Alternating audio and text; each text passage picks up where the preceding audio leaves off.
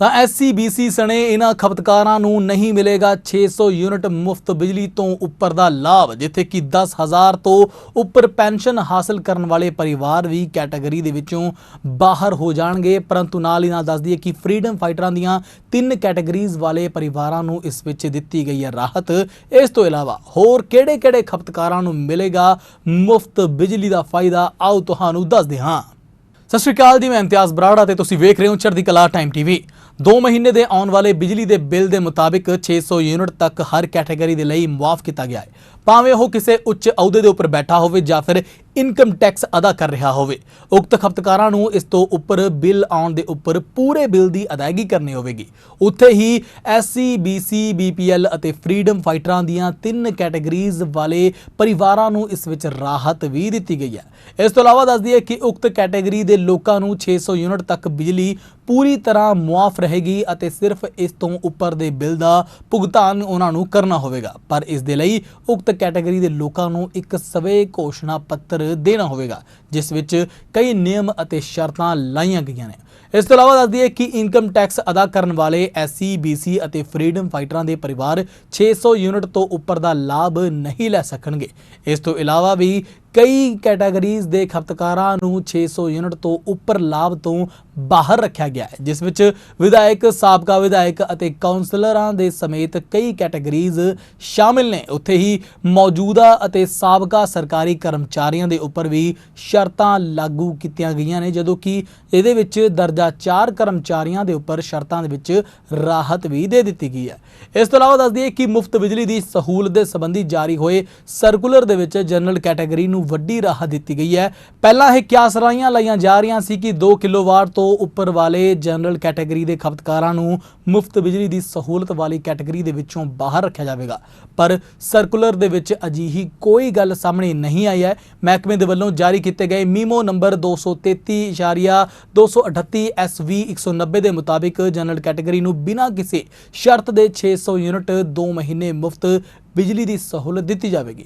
इस तो इलावा जेकर अगे की गल करिए तो सर्कुलर की डिटेल के मुताबिक 600 यूनिट तो उपर का लाभ लैण वाले जिहड़ियां 3 यह कैटेगरीज बनाई गई ने, इन्हां दे खपतकारां नूं स्वै घोषणा पत्र के मुताबिक दसना होगा कि उसके परिवार के नाल संबंधित किसी भी व्यक्ति के वल्लों वित्ती साल दे विच इनकम टैक्स अदा नहीं किया गया। इस विच अहम गल यह है कि मीटर किसी के भी नाम के उपर होवे, पर जेकर परिवार दे विच कोई भी व्यक्ति इनकम टैक्स अदा करता है तो उसनूं दसना पवेगा। इस कारण जेकर कोई भी व्यक्ति इनकम टैक्स अदा करता है तो वह परिवार 600 यूनिट तो उपर लाभ नहीं लै सकेगा। यह लाभ लैण दे लई भरे जाण वाले स्वै घोषणा पत्र के एक कॉलम दे विच भरना होगा कि जेकर संबंधित मीटर के परिवार का कोई भी व्यक्ति इनकम टैक्स के घेरे विच आवेगा, उसनूं बिजली दफ्तर दे विच इसकी सूचना देना यकीनी बनाना पवेगा। इस विच यह भी शर्त रखी गई है कि किसी भी संविधानिक अहुदे के उपर बैठे व्यक्ति के परिवार नूं 600 यूनिट तो उपर का लाभ नहीं मिल सकेगा। उत्थे ही मौजूदा या फिर साबका मंत्री, विधायक, काउंसलर, मेयर, जिला पंचायतों का मौजूदा या साबका चेयरमैन भी 600 तो उपर वाली कैटेगरी के विचों बाहर रहणगे। इस विच दस्सिया गया है कि केंद्र या फिर सूबा सरकार के दफ्तरां, विभाग या फील्ड इकाइयां का मौजूदा या साबका कर्मचारी इस कैटेगरी के विचों बाहर रहेगा। मल्टीटास्किंग स्टाफ दर्जा 4 कर्मचारियों के परिवार नूं इस 600 यूनिट की उपर की सहूलत विच शामिल किया गया है। उत्थे ही जनरल कैटेगरी अते 600 यूनिट तक का लाभ लैण वालियां नूं किसी तरह का कोई भी घोषणा पत्र देने की जरूरत नहीं है। सर्कुलर दे विच यह भी दस्सिया गया है कि 10,000 तो वध पेंशन वाले परिवारां नूं भी 600 यूनिट तो उपर के लाभ वाली कैटेगरी के विचों बाहर रखा गया है। इस दे मुताबिक स्वै घोषणा पत्र दे विच यह भी दसना होगा कि उक्त परिवार की महीने की पेंशन 10,000 तो उपर नहीं है।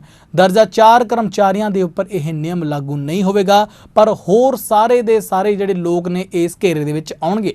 इस कारण सरकारी नौकरी तो रिटायर्ड लगभग सारे लोग इस कैटेगरी का लाभ नहीं लै सकणगे। दस्सिया जा रहा है कि जेकर किसी परिवार विच सरकार वल्लों दित्तियां जांदियां स्कीमां दे जरिए आउण वाली पेंशन की राशि 10,000 तो उपर बनती है तो वह भी इस कैटेगरी का लाभ लैण तो वांझे रह जाणगे। ਬਾਕੀ ਤੁਸੀਂ ਇਸ ਸਾਰੀ ਦੀ ਸਾਰੀ ਗੱਲਬਾਤ ਦੇ ਬਾਰੇ ਵਿੱਚ ਕੀ ਕਹਿਣਾ ਚਾਹੋਗੇ, ਕਮੈਂਟ ਸੈਕਸ਼ਨ ਦੇ ਵਿੱਚ ਆ ਕੇ ਆਪਣੀ ਰਾਏ ਸਾਂਝੀ ਕਰਨਾ ਬਿਲਕੁਲ ਵੀ ਨਾ ਭੁੱਲਣਾ ਅਤੇ ਅਜਿਹੀਆਂ ਹੀ ਹੋਰ ਅਪਡੇਟ ਲੈਣ ਦੇ ਵਾਸਤੇ ਜੁੜੇ ਰਹੋ ਸਾਡੇ ਨਾਲ ਚੜ੍ਹਦੀ ਕਲਾ ਟਾਈਮ ਟੀਵੀ ਤੇ ਅਤੇ ਇਸੇ ਦੇ ਨਾਲ ਹੀ ਇਮਤਿਆਜ਼ ਬਰਾਨੋ ਦਿਓ ਇਜਾਜ਼ਤ। ਸਤਿ ਸ਼੍ਰੀ ਅਕਾਲ।